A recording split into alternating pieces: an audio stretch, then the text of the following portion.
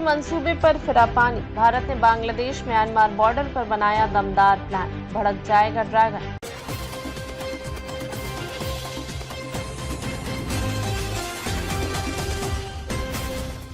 नमस्कार, मैं हूं शालिनी और आप देख रहे हैं MS न्यूज 24 देश की आवाज।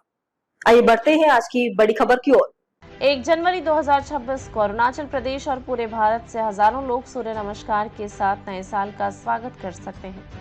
यह उस गांव में होगा जहां भारतीय धरती पर पहला सूर्यदेव होता है। यह भव्य आयोजन रणनीतिक और आध्यात्मिक महत्व से भरा होगा। यह प्रस्तावित सनराइज फेस्टिवल का मुख्य आकर्षण होगा। यह फेस्टिवल डोंग गांव में होगा। डोंग गांव भारत चीन म्यांमार के त्रिकोणीय जंक्शन के पास एक दूरस्थ पहाड़ी गांव है। सूर्य नमस्कार के साथ साथ साल की शुरुआत यह फेस्टिवल 13 मई को राज्य मंत्रिमंडल की बैठक में स्वीकृत किया गया था। यह बैठक किबिथू में हुई थी। किबिथू एक फॉरवर्ड आर्मी पोस्ट है जो चीनी सीमा से लगा हुआ है।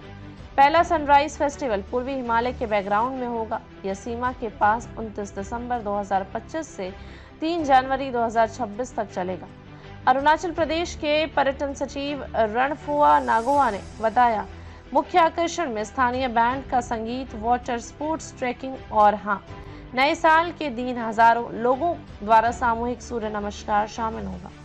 Lieutenant general retired Rana Pratap Kalita ने कहा कि किबिथू में कैबिनेट बैठक करना और सीमावर्ती गांव में एक फेस्टिवल का प्रस्ताव करना चीन को रणनीतिक संदेश देने के लिए महत्वपूर्ण है। नई दिल्ली का ध्यान हाल ही में पश्चिमी मोर्चे पर चल रहा है।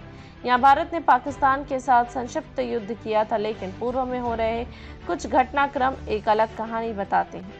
ईस्ट में भारत का रोड शिलोंग मेघालय और सिलचर असम के बीच 166 किलोमीटर के ग्रीनफील्ड राजमार्ग को मंजूरी दी गई है। इससे मिजोरम और म्यांमार में सीटवे पोर्ट तक कनेक्टिविटी बढ़ेगी। डोंग में एक सीमा उत्सव की घोषणा की गई है। ये सभी कदम पूर्वोत्तर के लिए एक रणनीतिक योजना को दर्शाते हैं। ये सड़क, बंदरगाह और सीमा उत्सव भारत के पूर्वोत्तर को सुरक्षित करने और उपमहाद्वीप में चीन के बढ़ते प्रभाव का मुकाबला करने के लिए एक प्रयास है।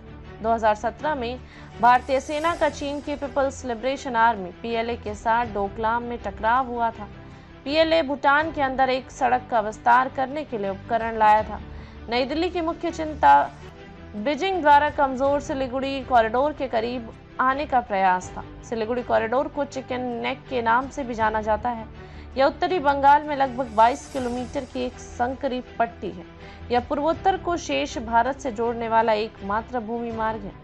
भारत ने चीनी सेना को सड़क बनाने से रोक दिया। इसके बाद भारत ने कॉरिडोर पर निर्भरता कम करने के लिए एक रणनीतिक विकल्प पर काम करना शुरू कर दिया। एक महत्वपूर्ण कदम जमुना नदी बांग्लादेश में ब्रह्मपुत्र का नाम में ड्रेंजिंग मशीनें भेजना था। सिराजगंज और देखावा के बीच 175 किलोमीटर का एक खंड कार्गो जहाजों के लिए बहुत उथला पाया गया। चैनल को गहरा करने और एक नया व्यापार मार्ग खोलने के प्रयास किए गए।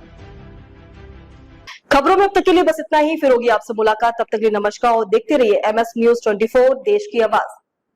ऐसे ही लेटेस्ट अपडेट पाने के लिए हमारे चैनल को सब्सक्राइब करें और तुरंत नोटिफिकेशन पाने के लिए बेल आइकन को दबाना ना भूलें। यदि आप हमें फेसबुक या इंस्टा के माध्यम से देख रहे हैं तो हमारे पेज को फॉलो जरूर करें। धन्यवाद।